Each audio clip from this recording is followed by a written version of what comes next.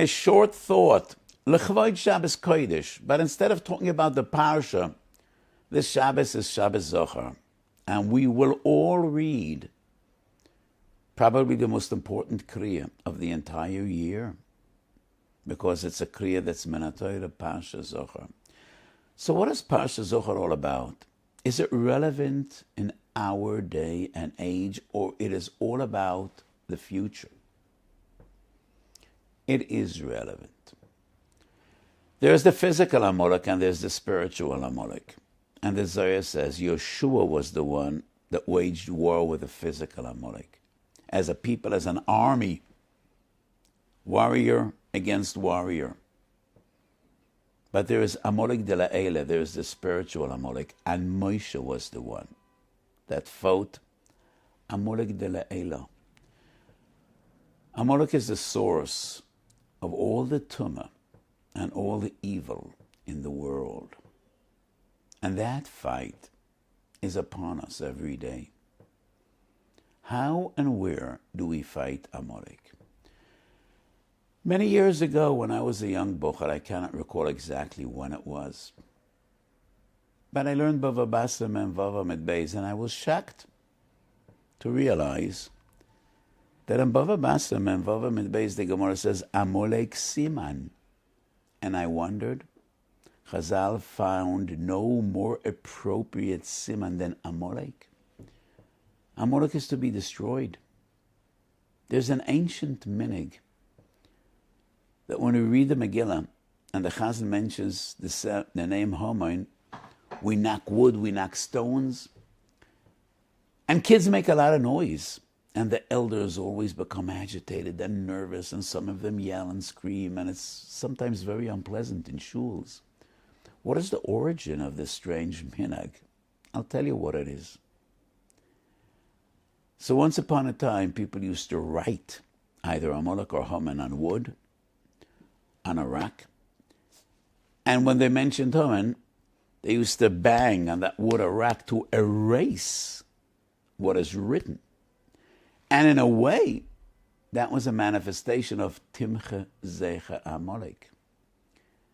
So throughout the years, people actually forgot what this minig is about. And what we were left with is making noise, which doesn't really make sense. So yes, there was a very ancient minig to erase Amalek. So why do Chazal put him into Bava Basra Men Vov, where nobody would dare to take him out and erase his name? He has become part of Shas. I looked for someone that might ask this question, and I found Yugato Mitzos Rabbi Yankov Emden in his notes. He's a Oros, Hagos and Shas Bavli. And Rabbi Yankov Emden writes, that's the language Rabbi Yankov Emden uses. כך יעשה למנוול הזה, למשוך אותו לבית המדרש, לשבר את כוחו ולהוציא ממנו כל ניצוץ קדוש. And my understanding of this Rabbi Yankov Emden is, Amalek is everywhere. A smart army, a smart strategist, lures the enemy into the terrain, the topography that is convenient for him. And that is a military tactic that every talented commander is aware of. Where do we fight Amalek, the spiritual Amalek?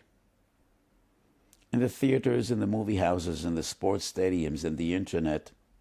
He is far more powerful than we are.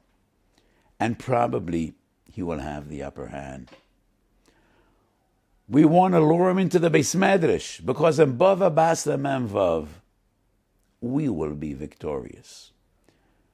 Or in Bav Metzia Nun Vav, or in Bava Kama Samach Vav, or in Bruchas or in Zvochem. In the Beis Medrash, we are confident that we will overcome and we will prevail. Kach Yosel Lemenuval Hazel Emshoch Oto LeBeis Medrash. Because Amalek thrives on Bitul Torah, and he is destroyed by Talmud Torah. V'yalochem im Yisrael berefidim. The Gemara Sanhedrin Kuvav Amid interprets refidim sherofu yadeim b'divrei Torah. And when they were lax in Talmud Torah, that is when Amalek attacked. He thrives from Bittul Torah. And he is killed by Talmud Torah. In Megillah Tazayin, the Gemara says, the Gemara is mafarish, the very end of Megillah Esther, Mordechai Yehudi, Ratzui leRoi Vechav. He was accepted and loved and admired by the majority of his people. And who are the minority? We wonder. Who are Mordechai's Misnagdim? Miktsas Sanhedrin, some of the great sages, Porshu Mimenu, and Rashi writes because of Bittul Torah. And I wonder, there was no other choice. Yes, Mordechai was a Marbitz Torah, was a Rosh Koilel, but he rose to the challenge. And he brought forth a nace and a salvation. So why was anybody against Mordechai? My feeling is, some of his friends said, Mordechai, you don't understand. Haman is Mezera Amalek. This is Melchemes Amalek. How do you expect to win in Melchemes Amalek with Bittul Torah? That's a Tarta de Sasra. This cannot be. Don't you recall? You can't beat Amalek with Bittul Torah. So how did Mordechai beat Amalek?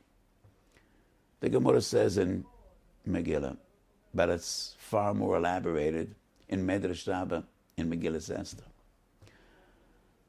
When Haman put up this 50-yard pole to hang Mordechai, Eitz Gevoya Chamisha Mama, he was so proud and so arrogant, and he went to look for Mordechai. He found him in the Beis Medrash, and Mordechai was teaching Torah. And the Medrash says there were 22,000 Tanoikas Shel Beis Rabbam that came together and learned Torah from Mordechai. No number in Chazal is coincidental. 22. You remember what that number is about. 22 is the oisius of the Aleph Beis. Chov Beis oisius b'Torah. 22,000 Tanoikas Shel Beis Rabbam. That indicates the shleimus of Torah.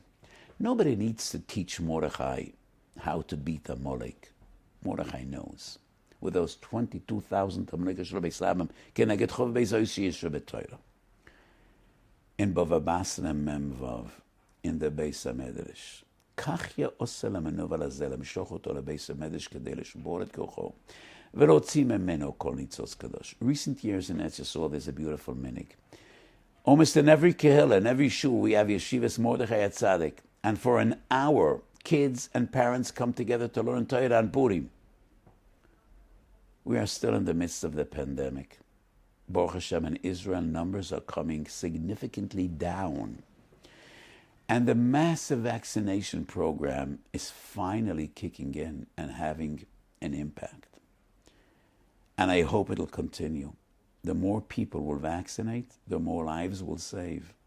The more people will vaccinate, the sooner we'll be able to teach Torah and to be marbitz Torah as we've done since Mamid Har Sinai. So things are getting better, but not yet. And we still need to keep our guard. So I don't think there will be a possibility this coming Purim to get together and to drink together and to become shikr together. No. We still will need to keep a distance. So maybe this year we could dedicate more to Melchemes Amalek. We could dedicate more to fighting Amalek in Bava Basra or Bava Kama, or Bava Metzia, or Brochas, or Zachor, or the Ikar in Beis Medrash. Lemshoch oto lebeis Medrash, lishbor et kocho, velotzi mimeno kol nitzotz kadosh. So let's daven to HaKadosh Baruch Hu. We should be zercha b'korah b'yameinu. Ein shmoi sholem ve'ein kisoi sholem ad shi'amocha zecher Amalek. We will do our best to fight Amalek de la'ela, to fight the spiritual Amalek. B'talmid Torah, b'arbotzes Torah, b'aves Torah, b'simchas Torah, and HaKadosh Baruch Hu should do all the rest. V'yishlach lono Mashiach tzidkenu. Have a beautiful Shabbos and a beautiful Purim.